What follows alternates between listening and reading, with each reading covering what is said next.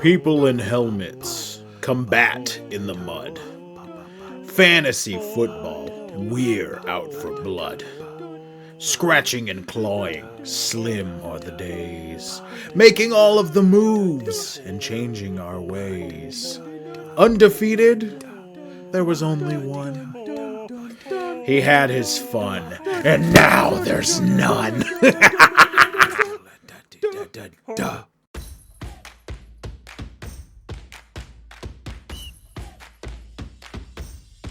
Week 5 of the TTCBL, ladies and gentlemen, has come to a close. In case you didn't know what I just said, the Tyrod Taylor Cover Band League Week 5 recap is here, baby! And there may or may not be a reason why I am in high spirits, spoiled on the screen. And for the Week 5 recap, we are doing it Han style, solo. And I think there's really nothing to wait around for. I'm hype, but there's no segues needed. The introduction said everything that needed to be said. Let's just dive straight into this league's Week 5 scoreboard, and we're going to start with the Zan State Fur Assassins versus the Killer Kowalski, the mammal battle going head to head, and your boy came out on top. That's right, ladies and gentlemen, I am now 2-3.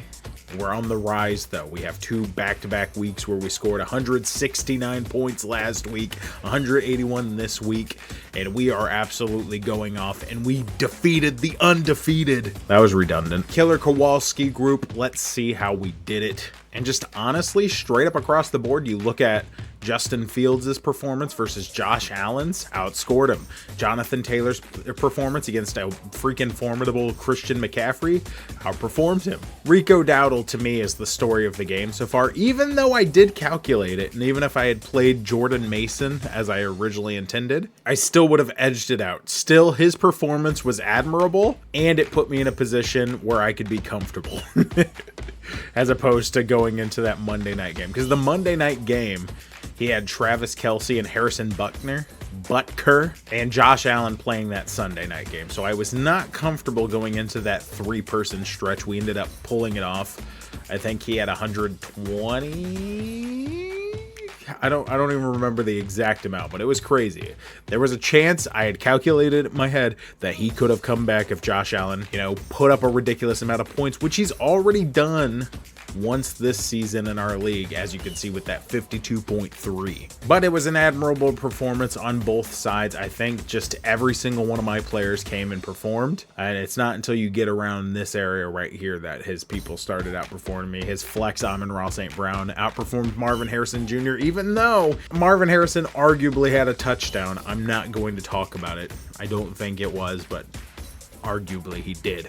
And Darren Waller was only outscored by 0.3 points, so that was a fantastic pickup. I saw that Tua was really liking targeting this guy, and it makes sense because Landon actually sent us a screenshot in our Facebook group of the top tight end performances, because we had a little thing going on of whether Travis Kelce and Harrison Butker could help them come back by like 50 something points. And Darren Waller's name did come up on the best single game performances for a tight end, so it was doable. And I got myself a great offensive tight end to go along with some other great offensive tight ends, even though George Kittle only played 1 game this season so far. But what is there to really say? Jonathan Taylor dominated against a weak Las Vegas Raiders. Rico Dowdle played against Miami. Justin Fields played against Dallas. And here's a rule of thumb. I'm going to reveal a secret to you, and it's probably not a secret. There are 4 defenses that if I see a team playing against them, I will do everything in my power, if it makes sense, to put them in. There are obviously players you're going to play no matter what, like a Josh Jacobs or a Jonathan Taylor or a Bijan Robinson, because that's the hypest part as I did this without these 2 guys right here. There are matchups that you want to try and get, and one of them is Dallas. That's why Justin Fields played over Jalen Hurts, who got 29 points. Justin Fields got 37.15 because that's the Dallas effect. The other one is Miami, mainly because I don't trust Miami's defense. And they typically will give your offensive players a lot of points. A lot. As you can see with Rico Dowdle right here. That's why I picked him up. Because the more and more we inched closer towards the starting of the week, Jordan Mason going against Cleveland didn't fill me with a lot of confidence. And even though he came out with 12.6, I will take 33.4 every day of the week over that. But yeah, Justin Fields and Garrett Wilson with the Dallas effect, Rico Dowdle with the Miami effect. The other two teams are Cincinnati, because Cincinnati just has no spirit right now. Though they did just acquire Joe Flacco, so they might get a little bit more spirity when their offense actually starts hitting on a regular basis. But I don't think their defense has ever been reliable. So, and then Baltimore, because it hurts younger Alex to say, because you always grow up and you think of Baltimore and you think of Ray Lewis and their ridiculous defense that just slaughters their opponents. They don't have that. They are non-existent. Them and Dallas are interchangeable. You're gonna score a lot of points if you have somebody playing against Baltimore. That's just how it is. Whether they have Lamar Jackson or they don't have Lamar Jackson, they're gonna give up a ton of points. And so those are the four teams that I will always try and play those matchups. I don't think those are the bottom four ranked teams, but from what I've seen in my studies, those are the teams that consistently give up a ton of fantasy points, even though they may not be the worst at blocking the pass or blocking the run and stuff like that. So something to think about. Rule of thumb. And that's going to come into play while I'm looking at some of these matches. Because that's why I didn't play Jalen Hurts. He's going against Denver, who is primarily known as a pass defense, and all he did all game was pass. So I was getting a little angry when I saw that 29.9. And Justin Fields for a while there, and through the first half, only had like 6.5 fantasy points. So to see him with 37.15 is a blessing. But that discussion will come up later, because Saquon Barkley is also in this Denver discussion, and I've been listening to a lot of podcasts that are not happy with the Eagles situation right now. I digress. I think we're all on the same page with this one. I don't think it needs to be discussed any further, other than if you ever need an example of why you should always play a team against the Ravens. The Houston Texans put up 44 points against them. The Houston Texans, who have not proved themselves whatsoever all season. And it's not because Rush was their quarterback. It's not because Derrick Henry only had 15 carries for 33 rushing yards. It's because their defense sucked. And if you need further proof, they let the Bills score 41. They let the Browns put up 17. So that doesn't really prove my point. But 30 with the Lions, or 38 with the Lions. My goodness. 37 from the Chiefs, 44 from the Texans. And yeah, those are some offensive teams. But I digress. They can't seem to stop anybody, and the Texans defense is proof of that. So now we move over to Pardon Me against Kunai with Chain. And in case you're wondering why I always say it like that, there's a question mark at the end of his name. I thought that was obvious. You look at the battle of the quarterbacks, Patrick Mahomes had himself a fantastic game. Even in that loss against Jacksonville, he came to play, 37.7 points. He hasn't really put up any disappointing numbers this season. When the lowest number you've been held to is 20 points, you may not be the most consistent quarterback in the league right now, but you're pretty much up there. I'm pretty sure, based on my standings, because I have a little system that I try and determine the MVP, I'm pretty sure Patrick Mahomes is tied for first in all of the league right now. Derrick Henry continues to struggle, and the reason for that is Lamar Jackson. There's really no other thing to consider. Whenever you don't have a passing game that's consistent, it's hard to get the run game going. Even if you have Goliath from biblical times running down the field, which is what Derrick Henry is. Whenever the entire defense can just focus on you time and time again, even though he only had 15 attempts, it's still 15 attempts, and he got 33 yards.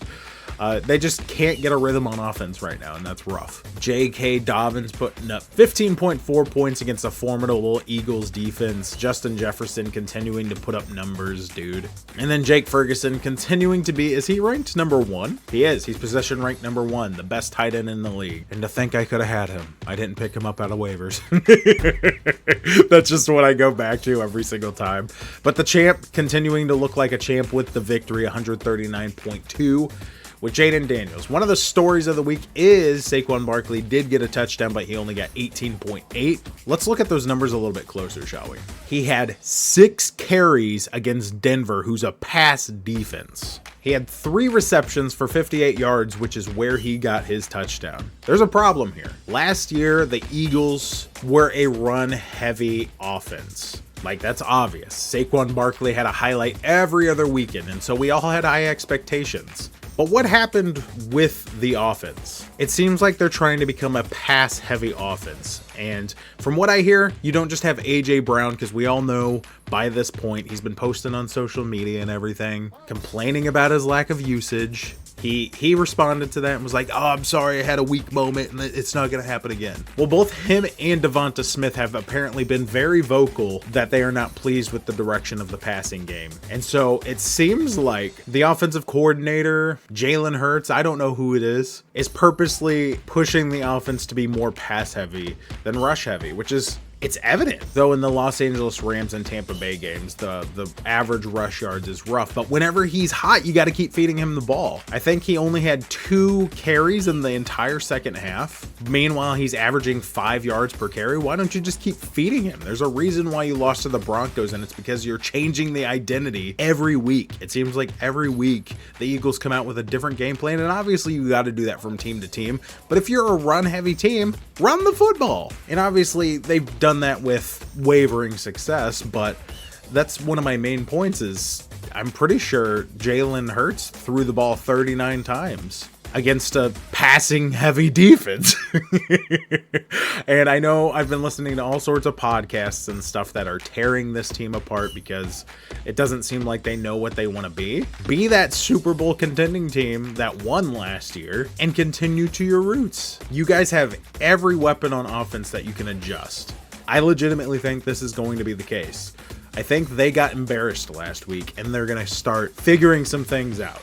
Going against the Giants, going against Minnesota, going against the Giants again. That's a good segment to get your running game going again. And I think that's what's going to happen, especially since Saquon, I don't know if you knew this, he's a former Giant. Could be a fun time. I'm not a wizard or anything, but that's between the podcasts I've listened to, from viewing the stat line and everything and trying to figure out what the heck the Eagles are doing right now. I think we're going to see beautiful things. Jahmyr Gibbs underproduced against Cincinnati, so that's why, you know, some people might look at my theory and be like, it doesn't work. Still got 16.7 points, which isn't terrible. Jahmyr Gibbs is going to be just fine. He's going against Kansas City, which is pretty good against the run, but good players are going to get fed the ball, and he's a good player. Nico Collins ate a little bit against the Baltimore Ravens. Not as high as you would probably want to see going against that defense that we just absolutely pooped on. But yeah, even though Nico Collins didn't put up as many numbers against the Baltimore Ravens as you would expect, Houston also did a very good job of spreading the ball out so everybody would get 16 points, 20 points,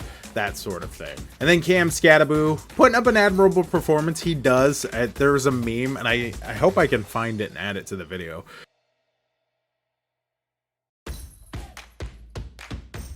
You can see a little bit of my theory down here with the Cincinnati guy scoring 20.2, the Dallas guy scoring 18.5. And obviously you can look at Sam Laporta's, and tight ends are very inconsistent, so you can see him playing Baltimore and only get 7.3.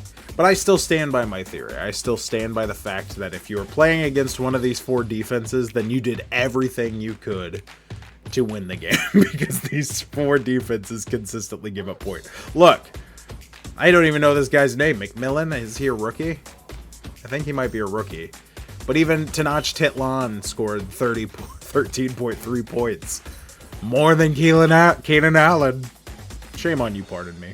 I don't know. Just something to consider. I'm not smart. I just started winning these past 2 weeks, so if my ego's up here, just smack me around again. LaMarvelous Chase versus the Lou Boy, and Lou Boy moves to 2-3 while LaMarvelous Chase gets the opposite of dropping down to 3-2, and the race is getting tight. We'll go over this in a little bit, but it is getting tight in here. Baker Mayfield continuing to put up an MVP caliber season. Some of the podcasts I was listening to are actually calling for him to be the potential MVP winner. We'll get to the other one in a sec. Jalen Waddle paying dividends against I wouldn't say struggling, but an inconsistent Carolina defense. Some weeks it seems like they're fantastic. Some weeks it's like, oh, we're playing against kindergartners. And Jalen Waddle 8 against them. David Montgomery against that Cincinnati defense, 19.45. Did he get a passing touchdown? I want to say he got a passing touchdown as well. But he had himself a fantastic game all the way around. And then the Browns defense matching tit for tat with Minnesota, getting him 11 points to pad it a little bit, but it wasn't enough. But across the bay, Jared Goff putting up 29.5, not quite as high as Baker Mayfield, but whenever it's as evenly spread out as it is across the board, what can you hope for? Javonte Williams putting up consistent numbers. We talked about it in the group a little bit. Dude is freaking consistent across the board whenever he's playing behind Dak Prescott, especially. 20 points, 25, 12 is his lowest. I'll take a 12 as my lowest. 19 and 27, almost 28. Michael Pittman Jr. putting up almost 15 points in his debut for the Lou Boys. And Emeka Egbuka is the story of this matchup. He's the one that earns the MVP of the week. 33 points. Let's round up and say 33. It's 32.3. But I digress. With the Texas defense also getting 15 against that struggling ball. That's rough to see at Baltimore. Like, yeah, their defense sucks. But to see a team just absolutely dominate and limit Baltimore to 10 is rough. I'm sorry, LaMarvelous Chase, because I know that's your team as well. And just taking a look at these benches, it looks like they made a lot of right decisions today. There's not too many decisions that could have been swapped out that would have made too much of a difference, except maybe Ramondre Stevenson, but I don't think that would have pushed it too far out of bounds. And I'm pretty sure Marion Hampton got hurt and he's out. Yeah, he's out until November. So he just had a rough go of things, bad luck. Who would have predicted that against the Giants, Alvin Kamara would have only put up 9.5 in comparison to Ramondre Stevenson's 14.7 against Buffalo. So a lot of right decisions were made. Blue Boy just edged this one out by putting up his first 160-point game of the season. Congratulations, Landon. And then, of course, we got the Cleveland Chubs coming off of their monstrous record-breaking week. Crazy game of fantasy against Punishment Incorporated, and they did edge it out by 10 points. Matt Stafford continuing to put up ridiculous numbers, could toss his own hat in the MVP conversations. I don't think he gets as much credit because he's got Puka Nacua to consistently throw to, whereas the other ones don't. But you see, Baker Mayfield has a Mecca Bookba. I said that. I'm so sorry. I don't mean to disrespect. But yeah, he's not as proven as Puka Nacua is. Puka Nacua, week in and week out, is the best wide receiver in the league at this point. I'm pretty sure we're going to see a fancy one next to his name. Yeah, you see it right there. So it's not the same. And I think that's why people don't give him as much credit. And even though they suffered that loss, I respect the living daylights out of Sean McVay for going for it when they could have tied it. Because you're playing to win, you're not playing not to lose, if that makes sense. That's such a John Madden quote. Whereas you have Matt LaFleur from the Packers who elected to try and tie the game, which why do we have ties in the NFL? I'm not going to get on that. That was 2 weeks ago. But why would you tie? Matt LaFleur, that worries me. We're hearing all this talk about how the Packers are going to be a Super Bowl team this year, but you're not playing to win, it seems. Either way, Dalton Kincaid putting up numbers, Ashton Genty putting up 15.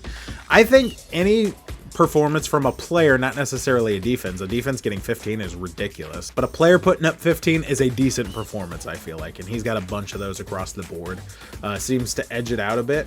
Justin Herbert not putting up as many numbers as he would have hoped. It's rough to see Dak Prescott not getting played in this one, simply because he's playing on a different level. Whenever I was talking about Baker Mayfield, Dak Prescott is the other guy who everybody is like, MVP! And I can see why. He's balling this hard without his best wide receiver. Imagine what happens when he gets CeeDee Lamb back. Imagine it. But it's hard to see him on the bench. If he plays him, he easily wins this matchup, I'm pretty sure. Yeah. Add 18 points to this total and he wins. So that's a rough go. Devon Achane, I've never been a big believer in. He has been putting up consistent numbers on a struggling Dolphins offense. 16, 26, 16, 17, 16. And even though they're not the highest numbers from a running back, he's 7th position rank overall because his consistency.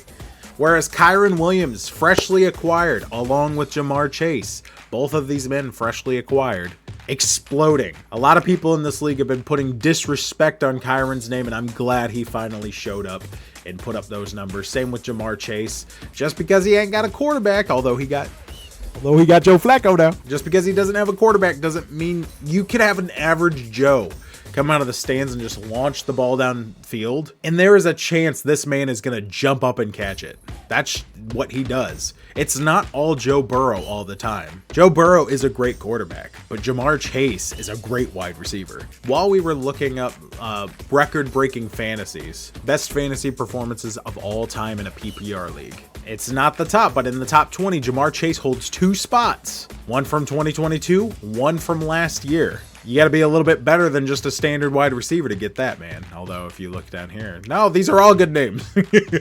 But I digress. Ja'Marr Chase is a special talent, and I feel like 2 different teams touched these guys and 2 different teams traded them away. Learn their names. They're on one. And so I'm glad Punishment Inc. happened. And even though his team underperformed, and for the dude, Richard, I'm so sorry. You got negative points from the Rams. You got negative points from the Packers. Your defenses keep letting you down. There's nothing more infuriating than seeing a minus sign next to a number. I felt it too. Let's go back to my match for a sec. That -5 from the Seahawks. Freaking Baker Mayfield. But yeah, no, all the right players exploded. This top half really went off and gave you a thing. Like, you see that stat line and cover the you can't see the cover from my side, but if you cover this bottom, you would think that he's on his way to win, but it's just a little bit more consistent all the way down for the Chubbs. Going into Monday, only one of them had a player left, and it was Brenton Strange. He was projected like 9, I get that, but it gave Richard like a 1% chance to win, and that's weird to me. Like, yeah, I know Brenton Strange hasn't gotten a touchdown this season, but the dude's also gotten 59 yards, 17 yards, 61 yards. He's putting up numbers. He's put up 12.1 without getting a touchdown, so he was definitely capable. I don't get how that was a 1%, but unfortunately, I'm pretty sure Brenton Strange, yeah, also got injured during the match, and he had a huge reception for 22 yards, and then not too much long later, he was out.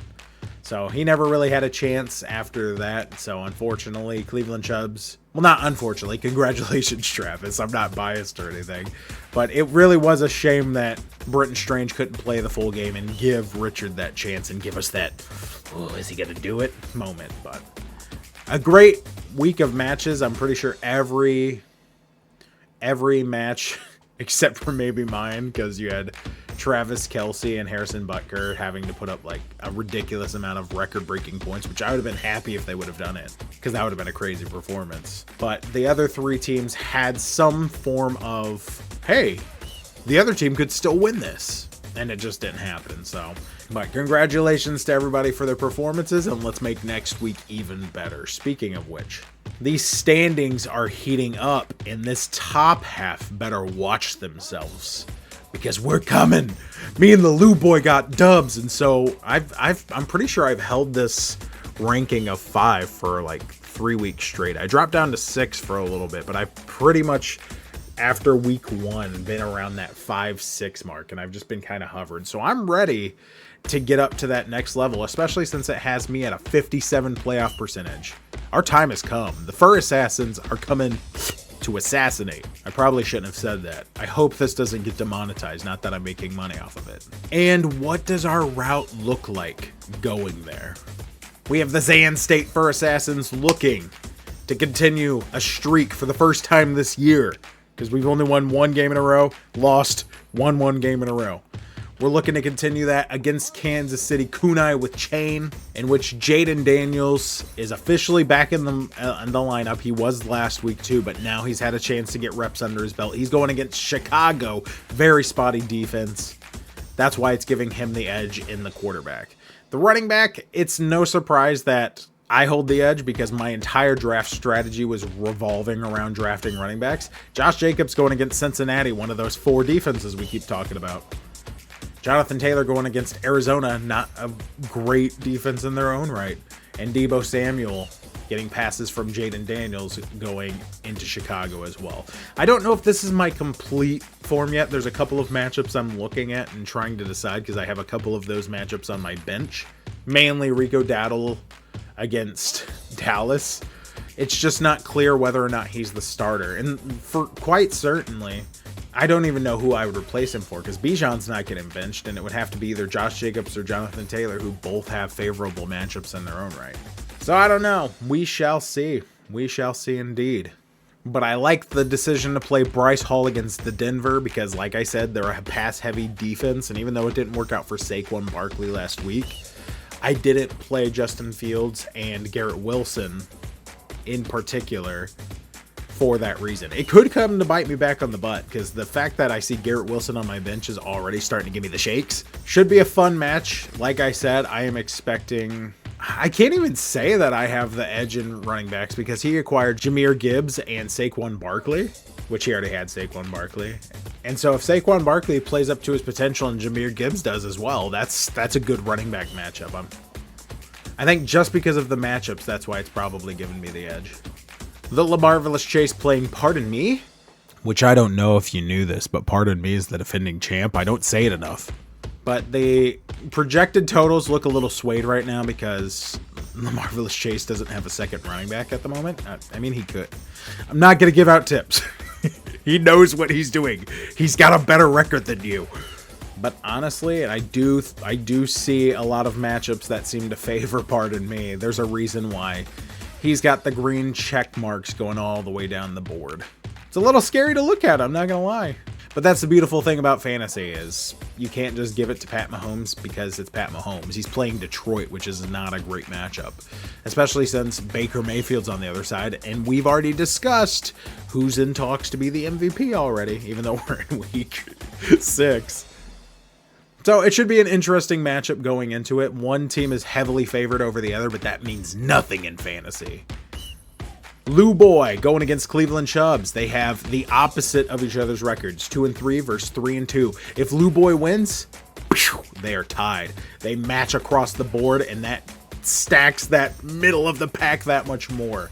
Can he pull it off? The advantage board says no.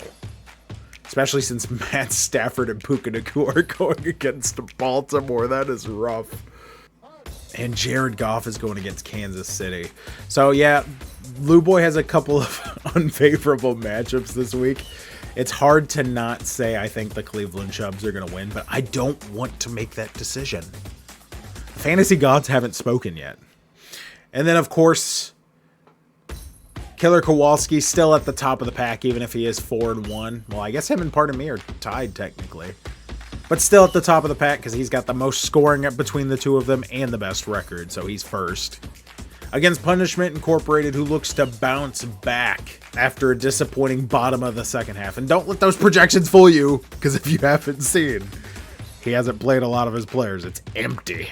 And so once he fills those up, who knows what we're going to see. Should be an interesting matchup, especially with his new tools in Kyron Williams and Jamar Chase. I think this is going to probably be the game of the week going into next week. Like, as we're recapping next week, I think this is the one to watch because I think it's going to be the game of the week. And I think that's going to do it for this week. I'm just going to go down the list and talk about who my 3 players of this week are, which I'm talking about for this past week. Dak Prescott easily. I think Dak Prescott is currently the quarterback that you can play against any defense and he's going to produce. He's proved it against 2 considerably different defenses, one being the Green Bay Packers, who were projected to be like the best defense in the league, and the New York Jets, who aren't bad. They're just very inconsistent and they can't get turnovers. And so regardless of what style they play, he seems to be doing good against them. Player number 2 is going to be a little bit selfish. It's got to be Rico Dowdle, simply for the fact that it was just so unseen. I could be one of those people that's like, I predicted it. I knew he was going to go score 33.4 points, but I'd be lying. It was a very nice, pleasant surprise. And even though I wouldn't have necessarily lost without it, I'm believing it gave my team the momentum it needed. But all your players were playing against different teams. How could that affect momentum? Hey, shut up, you. And I was thinking about giving Matt Stafford the 3rd spot, but him and Puka Nacua already kind of got one of the nods last week. So I'm going to give it to Egbuka, mainly because I'm pretty sure he's the one that won this for the Lou Boy. And so between the 3 of those players, I think we have an interesting spread. What do you guys think? Who is your player of the week? Let me know all your thoughts going into this next week because we are now getting into the thick of it. It's like cheese, it's thick milk.